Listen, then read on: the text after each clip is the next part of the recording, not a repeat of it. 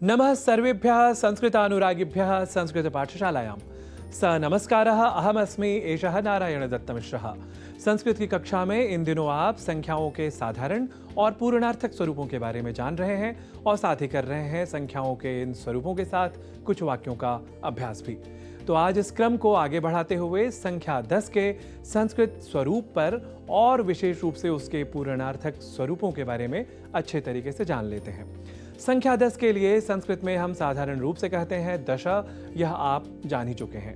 साथ ही यह भी कि संस्कृत में 3 या उससे अधिक की संख्या को हम बहुवचन कहा करते हैं। साधारण रूप से संसार की अधिकतर भाषाओं में 2 इस संख्या को भी बहुवचन मान लिया जाता है। ऐसे में संस्कृत के एक वचन, द्विवचन और बहुवचन की वैज्ञानिकता को आप स्वयं समझ सकते हैं। तो संस्कृत में बहुवचन के सिद्धांत को जान लेने के बाद बालकाः, बालिकाः, स्थानानि जैसे शब्दों के साथ 3 या उससे अधिक संख्याओं का प्रयोग हो सकता है। अतः संख्या का निर्देश यहाँ अत्यंत आवश्यक है। अर्थात दश बालकाः, दश बालिकाः, दश स्थानानि, इन जैसे प्रयोगों में दश इस संख्या का प्रयोग किया जाना अत्यावश्यक है, ताकि बहुवचन के प्रयोग होने के बाद भी संख्या के बहुत्व का स्पष्ट प्रयोग हो सके। इस तथ्य के बाद अब बढ़ते हैं आगे।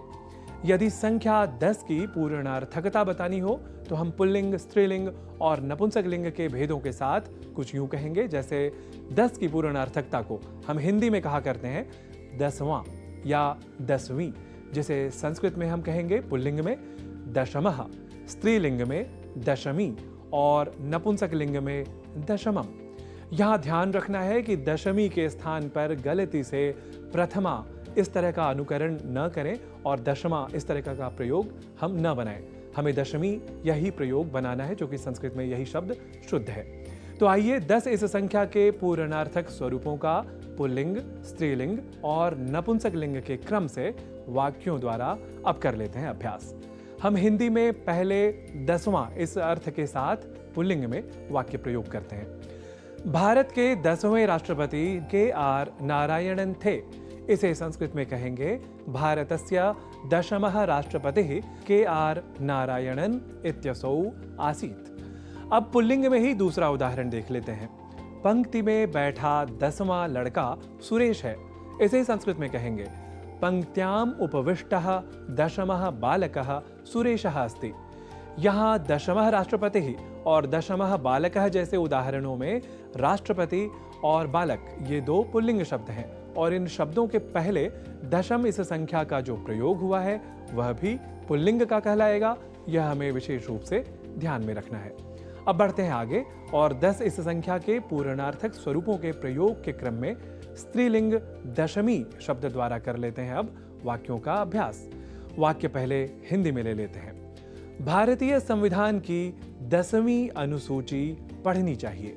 इसे संस्कृत में कहेंगे भारतीय संविधानस्य 10वीं अनुसूची पठनीया।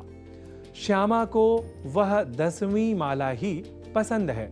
इसे संस्कृत में कहेंगे श्यामायै सा 10वीं माला एव रोचते। यहाँ दशमी अनुसूची और दशमी माला जैसे उदाहरणों में अनुसूची और माला ये 2 स्त्रीलिंग शब्द हैं और इन शब्दों के पहले दशमी इस संख्या का जो प्रयोग हुआ है वह भी स्त्रीलिंग का कहलाएगा। यह हमें विशेष रूप से स्मरण में रखना है।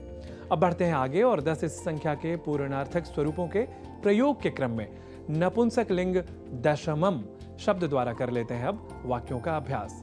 वाक्य पहले हिंदी में देख लेते हैं। जनसंख्या की दृष्टि से इथियोपिया का स्थान 10वां है। इसके लिए संस्कृत वाक्य कुछ यूं होगा जनसंख्यायाः दृष्ट्या इथियोपिया देशस्य स्थानम दशमम अस्ति। वहां दिखाए गए कपड़ों में 10वां कपड़ा खराब है।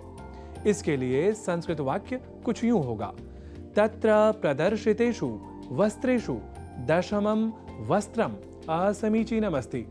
यहाँ दशमम स्थानम और दशमम वस्त्रम जैसे उदाहरणों में स्थानम और वस्त्रम ये 2 नपुंसकलिंग शब्द हैं और इन शब्दों के पहले दशमम इस संख्या का जो प्रयोग हुआ है वह भी नपुंसकलिंग का ही कहलाएगा। यह आप सभी को बहुत आसानी से समझ आ ही गया होगा।